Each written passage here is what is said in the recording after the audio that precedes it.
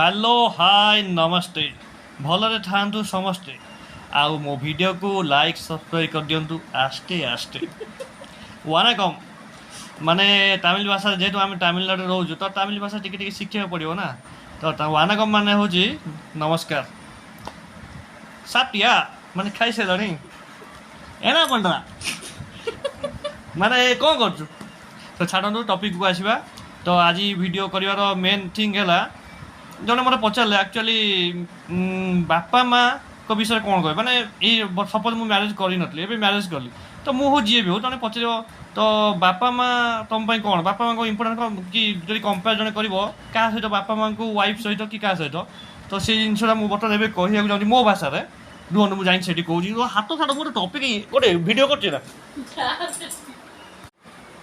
Wife देखो गोटे कथा अच्छी नारी भौणी हूँ से नारी भी स्त्री हूँ से नारी भी माँ भी हूँ तो मोर कह कथा है देखो गोटे झील जो बाहर की आसे ता घरे से समस्त बापा माँ भाई भौणी समस्त छाड़ी आसे हाँ कि नहीं समस्ते तो सी छाड़ी आइला पाखे किए रही कह केवल तार स्वामी रुहे ता शाशु घर रही शाशु शशुर स्वामी रुहे बाहर रही स्वामी पाखे रुहे तो सब जिन स्वामी टाक सपोर्ट करा कथा माने नुहे कि एमती भूल थिंग सपोर्ट कर कि सी कौट धर गोटे जन बापा माँ ना कौटे सपोर्ट सेमती तो मो कहबार माने है वाइफ को सपोर्ट कर किसी भी भूल नुहे कि एमती सपोर्ट करनी जे कि माने सी भूल वे किसी भूल कथा कहू तुम सपोर्ट कर मो कह सपोज एग्जांपल सपोज जन झील थानी गोटे बाहर आइला नुआ भाईटे गोटे मस कि गोटे बस जाइन सांगे सांगे तुम गोटे कौन जिन को नहीं कम्प्लेन करेंगे जानच ना तुम माँ आज या कले तुम माँ आज से कले तुम माँ एमती मिछ कौन तुम माँ एमती कर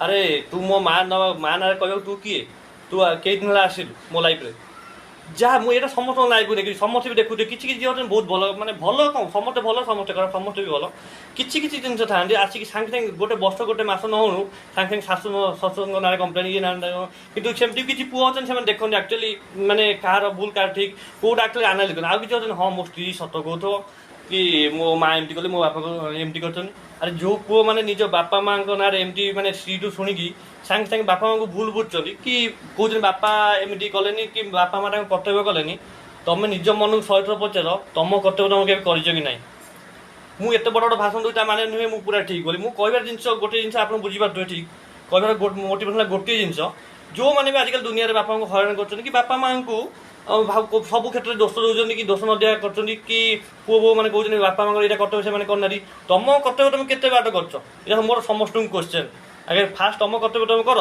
तापर बापा बोर दोष लदुंट बापा बो शाशु शशुर दोष लदुंट भूल रही से कर्तव्य कले मैंने कहते से गोटे क्वेश्चन तुम खाली सहित तुम निज मन पचार तुम कर्तव्य तुम पुओ बो हिसाब से कर कि मुझे गोटे पुओ मो वाइफ भी गोटे बो मु समस्त ये क्वेश्चन कर तो मुझे कहि हाँ मो वाइफ कि मुझे पुओ बोर कर्तव्य करा भी कहनी कि कहबी कहीं आम कौन करूँ न करूँ से समय कह आम कर कि न कर दुनिया जो मैंने बापा माँ को हईराण कर राति पाले न्यूज भी देखुए किए क्या बापा माँ को छाड़ी पुओ धरिक घर मैंने बापा को नहीं अनाथ आश्रम छाड़ी मैंने बहुत एमती किसी न्यूज आपने भी देखुए जो मैंने बापा माँ को हईराण कर बापा माँ को दोष दौरान से मुझे भिडियोटी कर तो आपन को मैंने जन्म देगी से बहुत बड़ भूल कर लास्ट टाइम भावुए आ गोटे कथार अच्छी बापा माँ को लुह दिन दिन पड़ जाए से केवे भी तुम जिते हईराण कर जिते जहाँ भी कर से अभिशाप तुमको देवेनि किंतु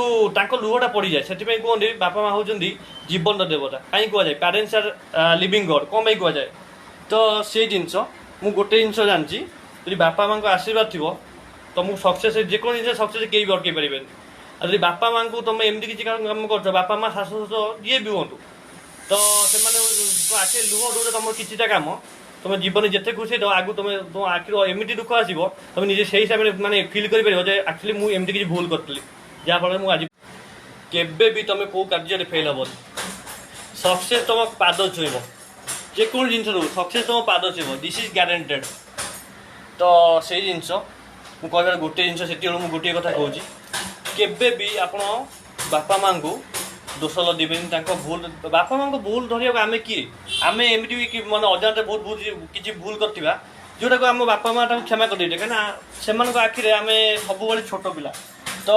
से ସେମାନେ ହେଉଛନ୍ତି ଜୀବନ୍ତ ଦେବତା। ଆମେ ସବୁବେଳେ ବଞ୍ଚିଲା ପରେ ଚେଷ୍ଟା କରିବା କେମିତି ତାଙ୍କ ଆଖିରେ ଲୁହ ଆସୁ। ତାଙ୍କ ଆଖିର ଲୁହର କାରଣ କେବେ ବି ଆମେ ନ ହେବା ଦରକାର। ତ ସବୁବେଳେ ତାଙ୍କୁ ଖୁସି ରଖିବା ପାଇଁ ଚେଷ୍ଟା କରିବା। ସେମାନେ ଆଉ କେତେ ଦିନ ବଞ୍ଚିବେ? ତ ସମସ୍ତଙ୍କ ବାପା ମାଆ, ତ ଆମର ଏବେ ବର୍ତ୍ତମାନ ପିଲା ଥିଲେ, ଏବେ ୟଙ୍ଗ ଅବସ୍ଥାରେ ପହଞ୍ଚିଲେ, ତାପରେ ଆସ୍ତେ ଆସ୍ତେ ବୟସ୍କ ହେବା, ତାପରେ ବୁଢ଼ା ହେବା, ଆମେ ବି ପରେ ସମସ୍ତେ ତ ମରିବେ ଦିନେ ନା ଦିନେ, ଏଇଟା ତ ସୃଷ୍ଟିର ନିୟମ। କିନ୍ତୁ ବାପା ମାଆଙ୍କୁ କେବେ ବି ତାଙ୍କ ଆଖିରେ ଲୁହ ଦେବେନି। ସବୁବେଳେ ତାଙ୍କୁ ଖୁସି ରଖିବା ପାଇଁ ଚେଷ୍ଟା କରନ୍ତୁ। ଦେଖିବେ ଆପଣ ଯେତେ ବଡ଼ ବିପଦ ଆସୁ, ଆପଣ ଏତେ ବଡ଼ ଯେଉଁ ପାହାଡ଼ ଆସିଲେ ଏଠୁ ଏଡ଼ିଟି ଲାଗିବ। ସମସ୍ତଙ୍କ ଲାଇଫ୍ରେ ଦୁଃଖ ଖୁସି ସବୁ ଜିନିଷର ଅଛି, କିନ୍ତୁ ଟେନସନ୍ ମୋତେ ତ ଜଣେ, ମୁଁ ତ ସେଇ କ୍ୱେଶ୍ଚନ୍ ଆଉ ଥରେ ରିପିଟ୍ କରୁଛି। ଯେଉଁ ପଚାରନ୍ତି କିଛି ସାଙ୍ଗ ବା କିଛି ପଚାରନ୍ତି ଆମେ କେବେ ତୋତେ ଟେନସନ୍ ବା ଦୁଃଖ ବି କେବେ ଦେଖିନୁ? ସମସ୍ତ ଲାଇଫ୍ରେ ଦୁଃଖ ଟେନସନ୍ ଅଛି। ମୋ ଲାଇଫ୍ରେ ମୁଁ ବି ମଣିଷ ନା, ତ ମୋ ଲାଇଫ୍ରେ ବି ଅଛି।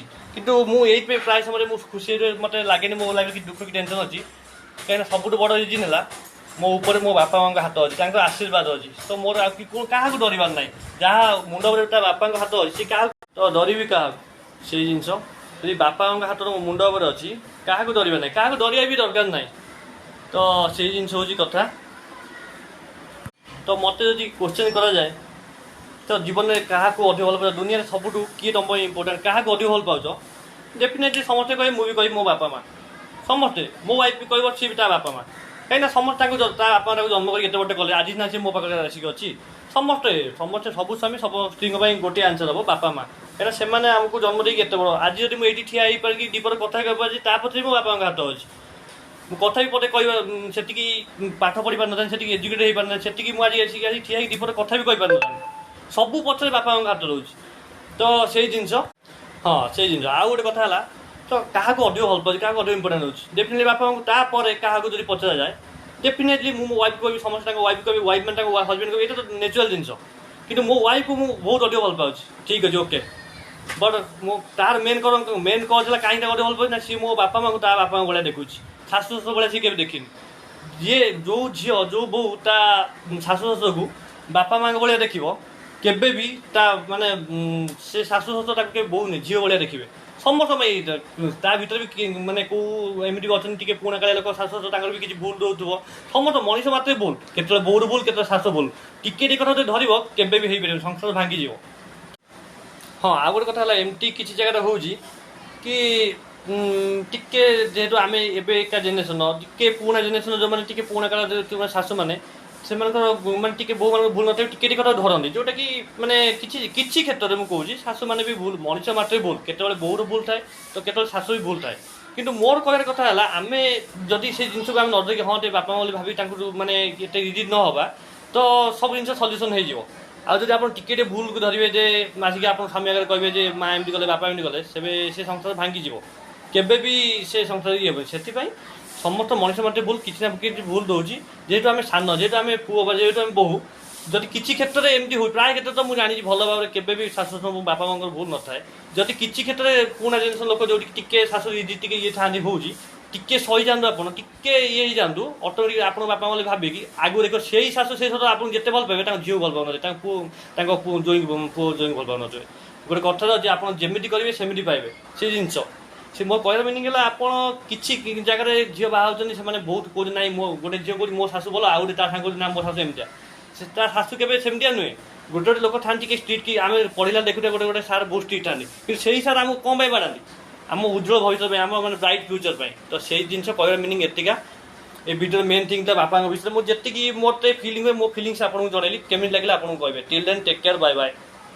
ମୁଁ ମୋର ଗୋଟେ ପର୍ସନାଲ୍ କଥା କହୁଛି, ଯଦି କେହି ମୋର ରିଲେଟିଭ୍ ବା ମୋର ଆମ ସର୍କଲ୍ ଭିତରେ ଅଲଗା ମାନେ ତ ସେମାନେ ଆମ ଯେଉଁମାନେ ଲିଙ୍କ୍ ନାହାନ୍ତି ତାଙ୍କ କହିବି, ମୋ ରିଲେଟିଭ୍ କଥା କହୁଛି, ଯଦି କେହି ଚାହାନ୍ତି ମୋର ଶତ୍ରୁ ହେବାକୁ କି ମୋତେ ମୋଠୁ ଦୂରେଇ ଯିବାକୁ, ସେମାନେ ମୋ ବାପା ମାଆଙ୍କ ଏଗେନଷ୍ଟରେ କୁହନ୍ତୁ ବା ସେମିତି କିଛି ମୋ ବାପାଙ୍କୁ ବାଧିଲା ଭଳିଆ କୁହନ୍ତୁ, ଅଟୋମେଟିକ୍ ମୁଁ ସେମାନଙ୍କୁ ଏଗେନଷ୍ଟ କରିଦେବି, ମୁଁ ତାଙ୍କୁ ଦୂରେଇ ଦେବି, ମୁଁ 7 ସମୁଦ୍ର ପାର ଶତ୍ରୁ କରିଦେବି।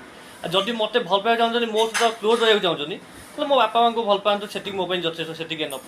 ମୁଁ ଏଇଟା ସମସ୍ତଙ୍କ ପାଇଁ କହୁନି, ଏଇଟା ମୋ ରିଲେଟିଭ୍ ଭିତରେ, କାହିଁକିନା ମୁଁ ଆମ ଇଏ ଭିତରେ କହୁଛି ସର୍କଲ୍, ଏଇଟା ମୋ ପର୍ସନାଲ୍ ଏକ୍ସପିରିଏନ୍ସ। ତ ଠିକ୍ ଅଛି, ଏଇ ଭିଡ଼ିଓଟି ଥିଲା ମୋର ଫିଲିଂସ୍ ଜଣାଇବା ପାଇଁ, ସେୟାର କରିବା ପାଇଁ ବାପା ମାଆଙ୍କ ବିଷୟରେ। ମୋର ଫିଲିଂସ୍, ମୋର ଯାଏ, ମୁଁ ଯେଉଁ ଜିନିଷ କହିଲି, ଏଇଟା ଯେଉଁମାନେ ମୋ ସହ ମିଶିଛନ୍ତି ସେମାନେ ପକ୍କା ଜାଣିଥିବେ। ମୁଁ ପୂର୍ବରୁ ଯେମିତି ଥିଲି, ଏବେ ବି ସେମିତି, ମଲା ପର୍ଯ୍ୟନ୍ତ ସେମିତି। ମଲାବେଳେ ଯଦି ମୋ ଆଖି ଆସି କେମିତି ଖୋଲିବ, ଯଦି ଏପଟେ ମୋ ବାପାଙ୍କୁ ଥିବ, ସେପଟେ ଆଉ କାହାକୁ ଥୋଇ ଚୁଜ୍ କରିବା, ମାନେ କାହା ପାଇଁ ମୁଁ ମୋ ବାପାଙ୍କ ହାତ ପଢ଼ିବି, ଏଇଟା ଆପଣ ବି ଜାଣିପାରିବେ। ମୁଁ ମୋର ଫିଲିଂସ୍ ଇଏ କଲେଲି। ଠିକ୍ ଅଛି, ନେକ୍ସଟ ଭିଡ଼ିଓରେ तो मु किसी अलग टॉपिक रे कहबी बोली भाबुची एटा मो बापा विषय मोर गोटे फिलिंग्स ला मुझे जनइबा चाहूँगी जनइली सो ठीक अच्छे कई सीरियसली नेबेनी मो फिलिंग्स मु आपण मानक जनइली सोशल मीडिया रे आपण मानक फिलिंग जाठी आपण जणै परिबे जोटा मोर फिलिंग जदि मु भाबुची मु किसी भूल कहिनी बोली जोटा मो फिलिंग जदि आपण किसी भूल लगे then sorry till then take care bye bye see you.